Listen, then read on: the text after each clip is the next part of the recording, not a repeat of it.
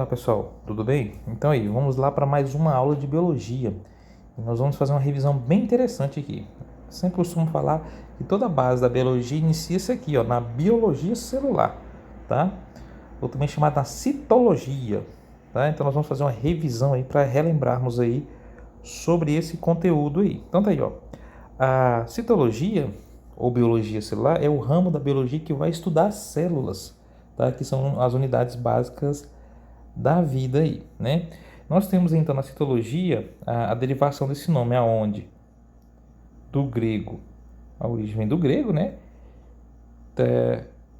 Kitos significa célula e logos aqui, ó, significa estudo, né? Então a gente tem aí estudo da célula, tá?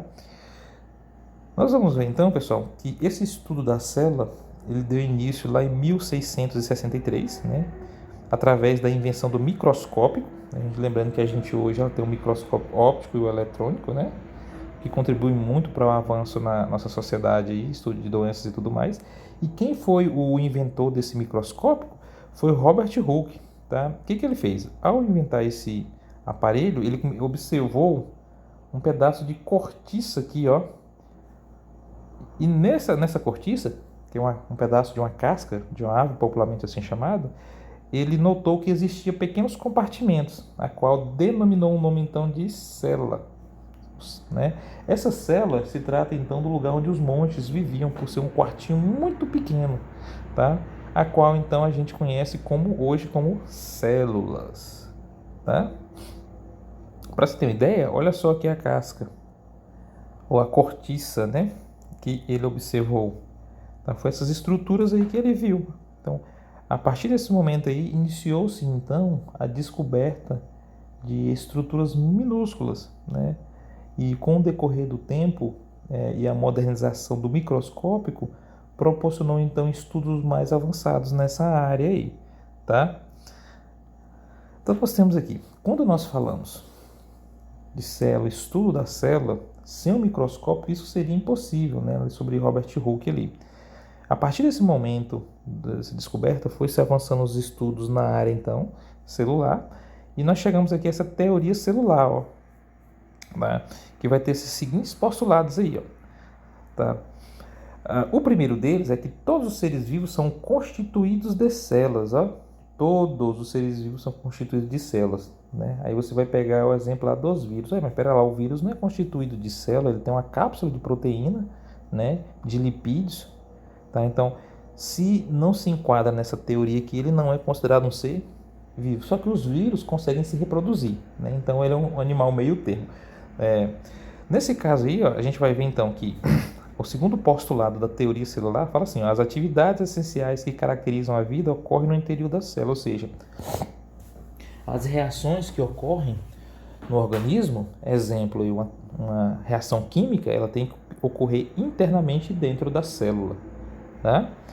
A produção de energia e tudo mais, tá? O mais interessante, novas células se formam pela divisão de células pré-existente através da divisão celular, ou seja, para existir uma célula, antes dela tinha que ter uma outra. Olha que interessante, tá? E para finalizar essa teoria aí, a célula é a menor unidade viva existente. Então você tem seres aí unicelulares que conseguem sobreviver, conseguem se alimentar e se reproduzir, ou seja, conseguem adaptar-se ao ambiente aí, aos ambientes, tá? Então, como se enquadra aí dentro do processo de teoria celular, beleza?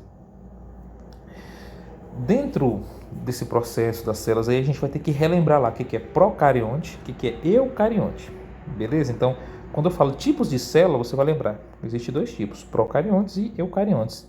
E agora a gente vai falar sobre cada uma delas aí. As células procariontes, que vem de primeiro, né? A gente vai ver, ó, que ela não tem a carioteca delimitando o núcleo. O que é carioteca, professor? Carioteca é a membrana que envolve o núcleo, né? Ou seja, o material genético da célula fica espalhado junto ao citoplasma.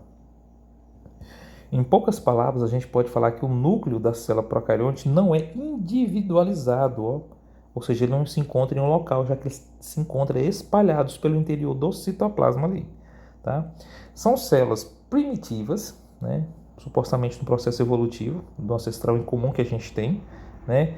E possuem as estruturas mais básicas possíveis aí, ó, né? São as simples. Né? Se você for parar para pensar, os seres mais simples encontrados hoje são esses aqui, ó, as bactérias aqui, ó. Que a gente vai trabalhar lá sobre o reino das moneras com eles aí, beleza? As partes da célula procarionte, né? Nós vamos ver que ela vai possuir, ó, uma cápsula, né? Que reveste a célula externamente, tá? E essa cápsula aí vai auxiliar na manutenção da vida, né, dessa bactéria, no caso, né? Ela tem um citoplasma, que é responsável por manter o formato da célula e de reserva de substâncias também. Tem um flagelo, que possibilita a sua locomoção, né? A membrana plasmática dupla lipídica, né? Que vai fazer a troca entre os meios de substância interna e externa, é seletiva. Possuem também a parede celular, que confere forma à célula, tá? Nós temos o pilus, que vai auxiliar as bactérias a fazer a fixação no meio, e o ribossomo, que é uma organela, né, que é a estrutura responsável pela produção de proteínas. Então nós temos aqui agora, ó, essas estruturas que eu falei para vocês aí. Nós temos os pilos, né, que são como se fossem esses pelos aí que vão auxiliar na fixação, flagelo. Olha ali o citoplasma, o ribossomo, a membrana, a nucleoide, que é onde se encontra o material genético, a parede celular, que auxilia essas bactérias a sobreviver no ambiente, tá? E essa cápsula aqui, ó, de proteção, beleza? Dando continuidade. Já as células, né, mais atuais são chamadas de eucariontes. Elas são células bem mais complexas, né, do que as procariontes. Sabe por quê? Ela já possui um núcleo delimitado, né? Então ela quer dizer que ela tem uma carioteca que vai individualizar o núcleo, ou seja, o material genético se encontra em uma determinada parte da célula, não espalhado, né? Além de ter várias organelas. Essas organelas são como se fossem órgãos para as células, tá?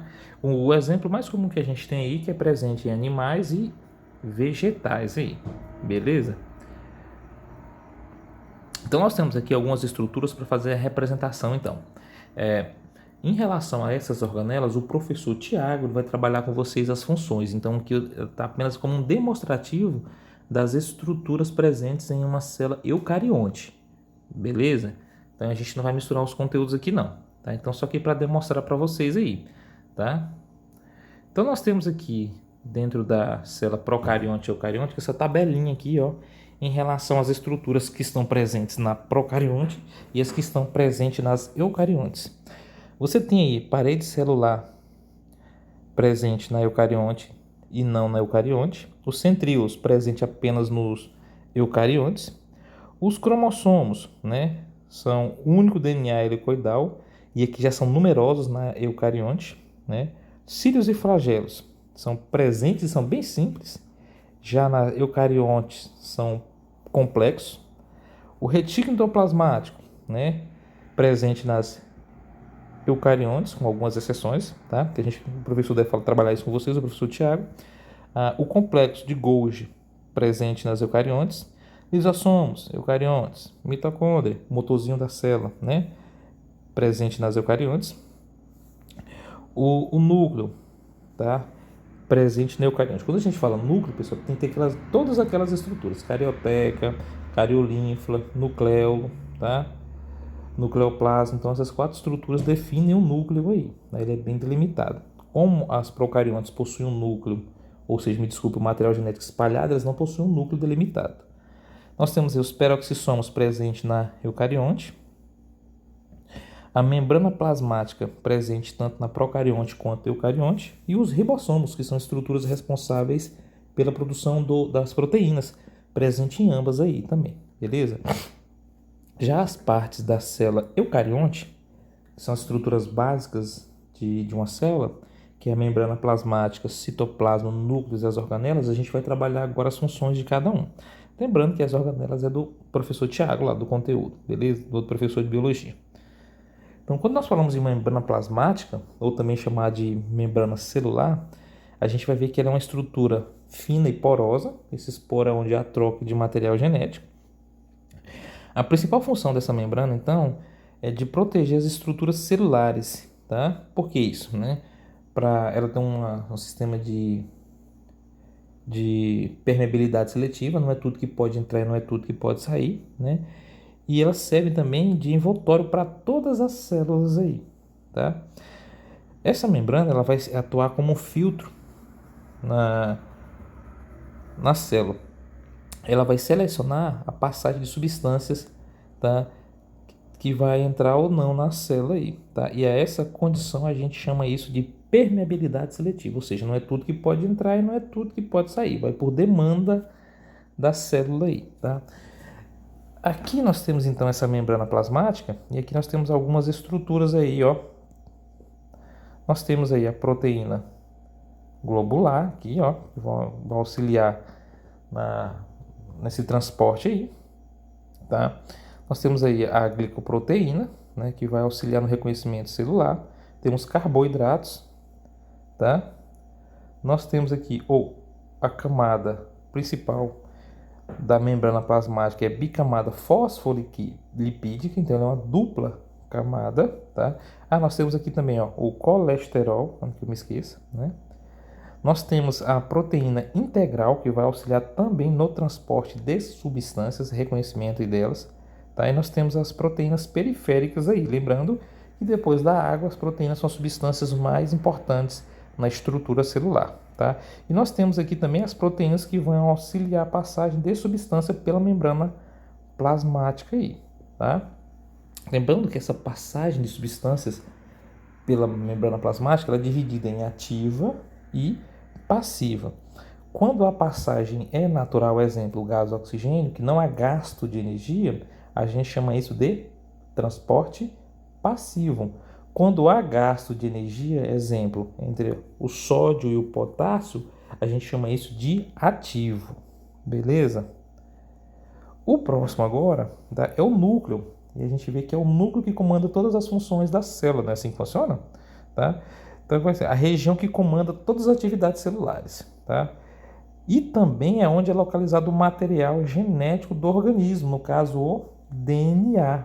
E aí, o DNA aí, ó, a gente tem então os cromossomos, nossos 23 pares de cromossomos, 22 homólogos mais o par sexual, tá?